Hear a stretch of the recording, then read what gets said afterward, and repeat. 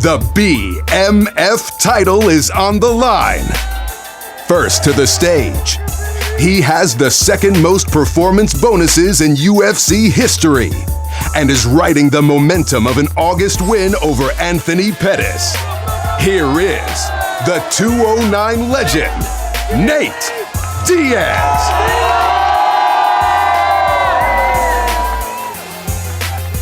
What's up, New York? My mic not working?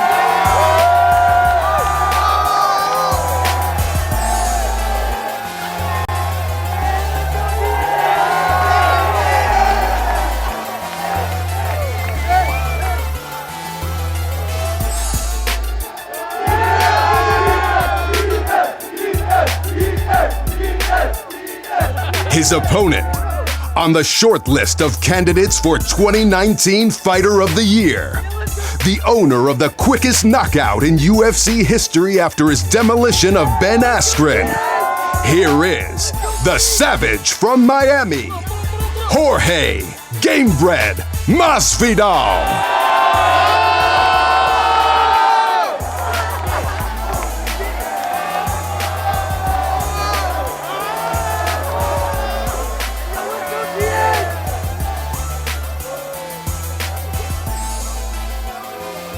All right, what's up, New York? How are you? Thanks for coming out here tonight. We appreciate it. So for those of you that don't know, UFC Masvidal versus Diaz is going to be our 500th event. So thank you guys for your support. We really, really appreciate you. Who has the first question?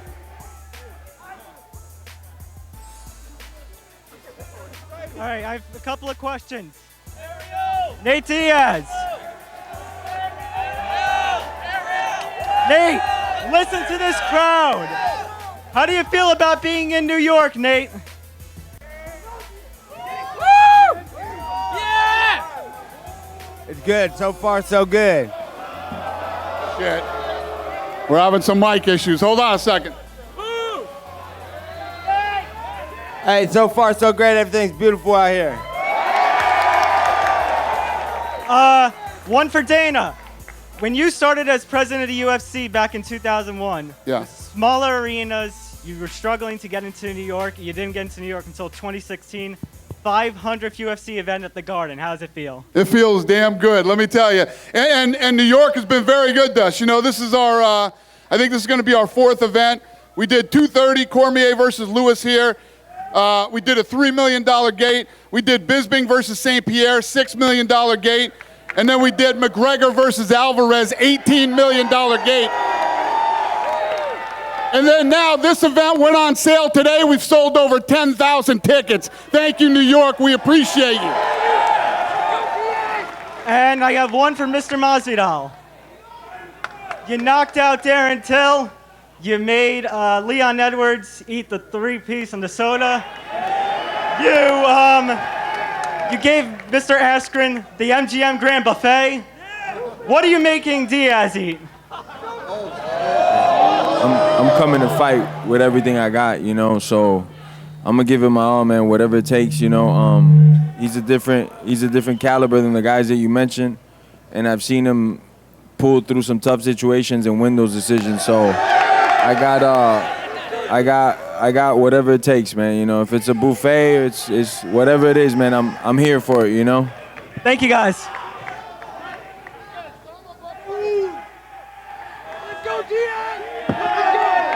First of all, Dana, thanks for the press passes from the Morning Blitz. Question for both fighters. You obviously both have a lot of respect for each other. Can you just talk about preparing to this fight and how your mental state differs as opposed to fighting a big trash talker like Askren or McGregor? Yeah, I heard him. I mean, when people talk shit, it is motivating because there's some dudes you're not going to lose to. And Askren is that dude I'm not losing on any universe to. You know, so the shit talking does help. But man, it just helps when the guy on the other side that you're fighting wants to hurt you and you know it. That's enough motivation for me right there. And Nate? Yeah, is this working now? Yeah, it's just like I train for every fight. There's really not a lot of trash going on in a lot of fights I'm in anyways, so it's just like normal. I'm just glad to have a worthy opponent and a worthy venue to be in. Thanks, guys. Que hola, Sadie. Hey guys, Phoenix Carnivale, Everything Martial Arts. Dana, my question is for you. So this is for the BMF belt, right? Is that really happening? Obviously, the two people here are well deserving of that title if it is going to happen. If that is the decision that was made, how did you come to the conclusion that, hey, let's do this? Was that question for me? That's for you, Yeah? Dana. Hey, Lene, what did she say? So you decide, are you 100% doing this BMF belt? And what does that entail? What is that going to be like? Yeah, the belt. So, you know, when Nate did his interview that night, he basically said, this is for the baddest motherfucker in the game. So,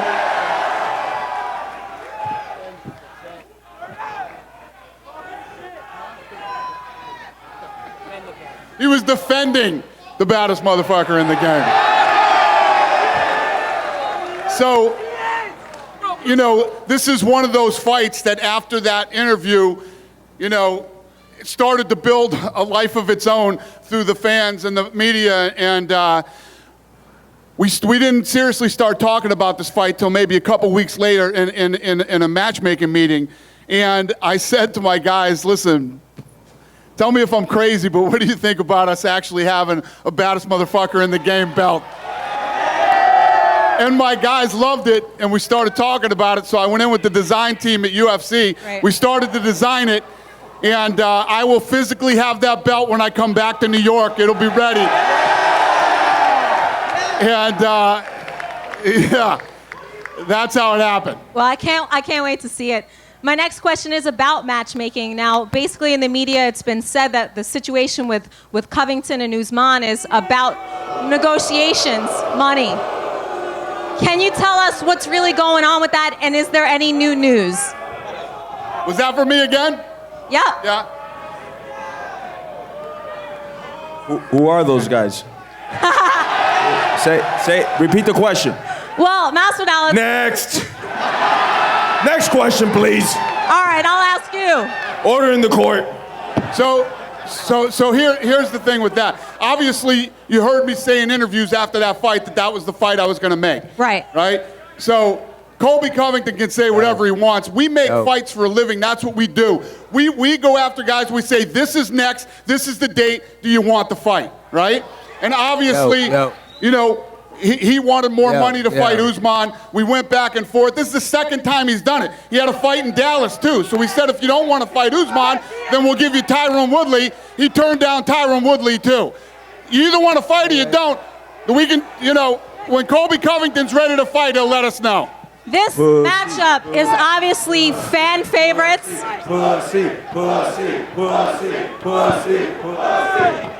This matchup is obviously fan favorites. This is a win or lose situation, is a win-win situation for the fans. But can you talk about, Dana, how important this is for their division? I'm deaf. Bear with me. Yeah, no, this fight's a big deal for the division, for who's next in the title picture, and obviously a huge fan favorite fight. So this is one of those fights. Diaz went out and beat Pettis, comes out, gives his interview, calls out Jorge. This thing took a life of its own. It's a big fight, and it's not only, you know, a fight that people want to see, it's an important fight in the division and in the title picture. So it'll be them and then you. Dana, this is Dan Canobio, CompuBox TV. Questions for all three of you guys. November 2nd is a really big night in the combat sports world. Obviously, this fight right here has huge crossover appeal, but also Canelo Alvarez fighting on DAZN. Question for all three of you guys is, if there's someone on the fence about ordering the Canelo fight or this one, why should they order this fight right here? We're fighting for the best motherfucker in the game belt. That's why. So, you know, the night that we started talking about this date, and that, you know, we were going to take this date, then a week later, I heard they were going to do that fight. I think they're crazy to go the same night as us on DAZN, but, you know, it is what it is. But if they time it right and they do this thing the right way, it could be very much like the other night when Gaethje fought Cowboy and then the Fury fight was on after. So if they time it right, it could work out. But if they want to go head-to-head, they're fucking nuts. And secondly, for all you guys, so mostly for Nate, fighting in New York, fighting in MSG, the mecca of boxing, the mecca of combat sports, the mecca of entertainment. Now you get to put your name on that list. What does it mean for you to join that list of fighting at Madison Square Garden?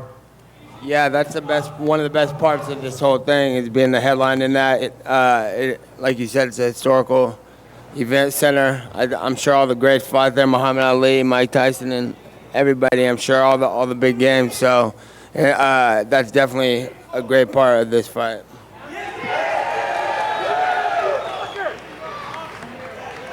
What's going on, guys? Welcome to New York. Stan the Man here from Menace and the Man. My first question is for Nate. Nate, what are the chances that we can get Nick in your corner for this fight? If anybody talks to him, tell him to come through. He's my corner man. Dana, let's make that happen. And another one for Nate.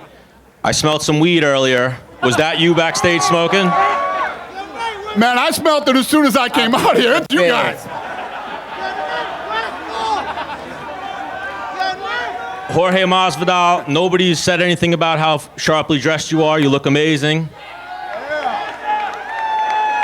My question for you is, if you are able to defeat Nate in November, what do you want next? A 170-pound title shot or Conor McGregor? Well, you can't ask me. The man right here said I'm too much man for that dude, so don't bring that dude up no more in my interviews. He already said it himself, so that fight is not available. What I'm gonna wait is for those two sissies to clear it out of who's gonna fight, and then if God gives me the victory November 2nd, I want to take everybody's head that's attached to a belt. Somebody says they have a belt, well, I'm coming for it, and if it's any one of those two sissies, then they're gonna get it, you know? And I mean sissies in the purest of forms. Yes, yes. So Dana, can we make that happen? Can the winner of this fight welcome Conor McGregor back to the octagon? Let this fight happen. I don't know. Let's see how this fight plays happen. out. You know what I mean. Let's keep this baddest motherfucker alive belt going. We'll see what happens. All right. Thank you.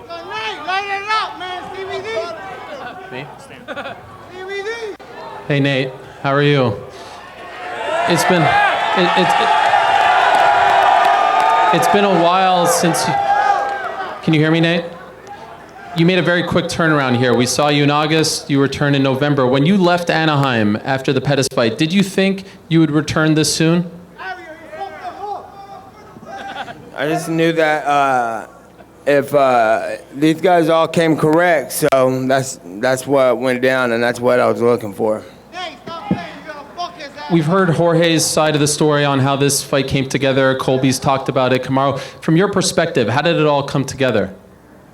When I asked to defend it against Masvidal, I'm pretty sure it was a wrap right there. That's when it started. I only asked that because it seemed like there was an offer for Masvidal to fight Usman as well, but it seemed like he was more interested in this fight. You could fight for phony belts, or you could fight for the best motherfucker in the game belt. And how do you feel about the UFC actually making this title? Did you think that would happen, or did you think you'd have to produce it yourself? No, I think it's, yeah, my man, I made it happen, that's why. So you're okay with that? That's what it is. All right. Jorge, I like the getup. Tell us the inspiration behind the suit. Sir. I'll let the people answer it. Get him, because he doesn't know. Okay. And also, I just want to ask, you've been called Street Jesus, you've been called Cuban Jesus, but I don't see you actually sort of calling yourself that. How do you feel about people comparing you to? I'm in no shape or form Jesus or God. I'm nothing like that. I got one talent. I can baptize people, but I'm not God or nothing like that, man. Thank you. You're welcome, sir.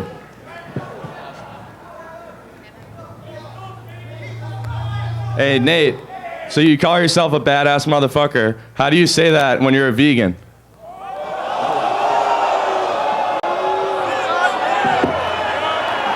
I'm harder than anybody here. What's up? I guess we'll find out then. Step your game up, dog.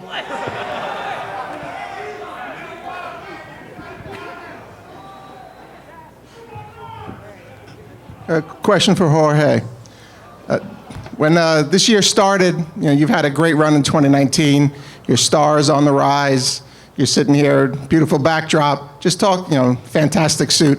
Just talk a little bit about your rise through this year and how comfortable you feel in the spotlight. Yeah, he does have a point over there, so we're going to hand the microphone to the audience soon if the media keeps asking the same questions. But I love it, man. I'm ready. Me sitting up here means more zeros in my bank account, more money from my family, so I'm ready for it, man. I've been doing this for a long time. I love to compete. I love to compete at the highest level possible. I love knowing that the opponent in front of me is somebody known for kicking ass, man, because that's what's motivating. And I'm more motivated than ever, bro, you know?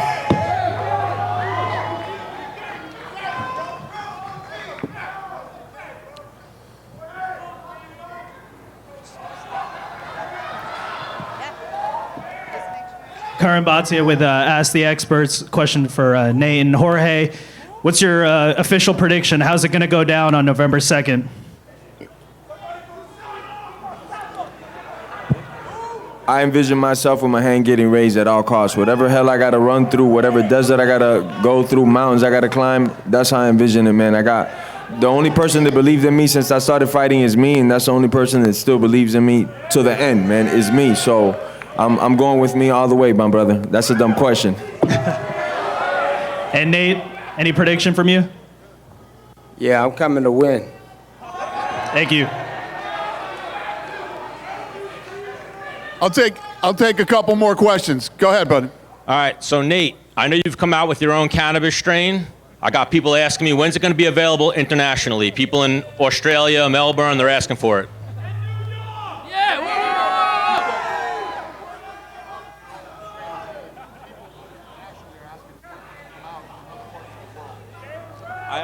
Oh, the nutrition company I came up with is Game Up Nutrition. Is not cannabis. It's CBD. So that shit's illegal everywhere, I think. I don't know, but it's coming soon. Hey, and the Terminator's a vegan, motherfucker.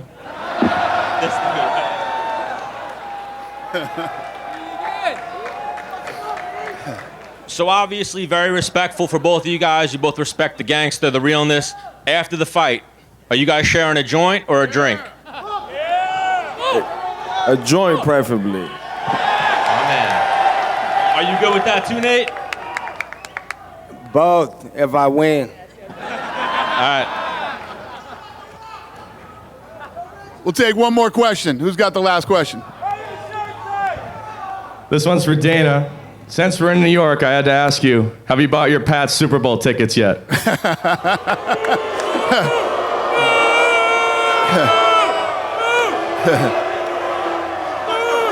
Hey, I do like your shirt, and yes, we are going to win another Super Bowl. Let's go!